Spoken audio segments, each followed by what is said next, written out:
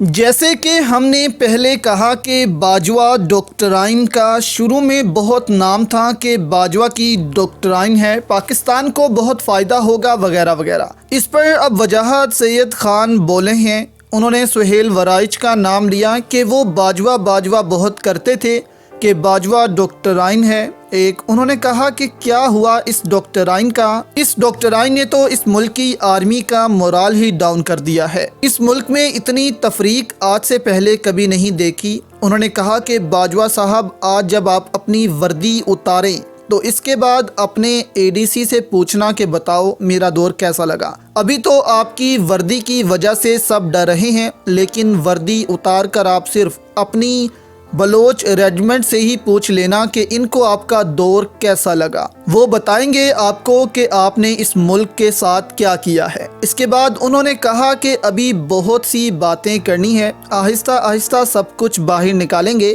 ارشد شریف سے متعلق بھی بہت سی باتیں کرنی ہیں، وہ بھی کریں گے۔ پھر انہوں نے آرمی چیف کے دورہ امریکہ کے حوالے سے جو بات کی ہے وہ حیران کن ہے دوستو۔ وجاہت سید خان امریکہ میں ہی ہوتے ہیں اور انہوں نے ہی خبر بھی بریک کی تھی سب سے پہلے کہ قمر باجوہ واشنگٹن جانے سے پہلے نیو یارک کیوں گئے۔ اس کی وجہ انہوں نے پوچھی کہ ایسے ہی نہیں ہوا یہ سب۔ انہوں نے کہا کہ آرمی چیف کا دورہ واشنگٹن میں ہوتا ہے جہاں پینٹاگون دفاعی ادارے ہیں۔ پھر انہوں نے اپنے دورے کا آغاز نیو یارک سے کیوں کیا؟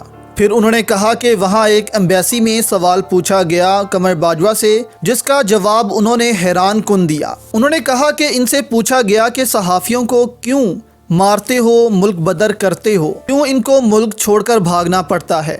اس پر وجاہت سید خان نے انکشاف کیا کہ باجوہ صاحب نے اس کو جواب دیا کہ دیکھیں پھر ہم کیا کریں، آپ نے ملک میں تو رولز ہیں صحافیوں پر کہ اس سے آگے وہ نہیں جا سکتے، لیکن ہمارے ملک میں ایسا کوئی رول نہیں۔ تو وجاہت سید خان نے کہا کہ میرے ہوش اڑ گئے تھے جب میں نے یہ سنا کہ باجوہ صاحب نے یہ کہا کہ پھر ہم کیا کریں، یعنی کہ جو صحافیوں کے ساتھ اس ملک میں ہو رہا ہے ان کے خلاف اس ملک کی زمین تنگ کر دی جاتی ہے، اس کے پیچھے آپ ہیں۔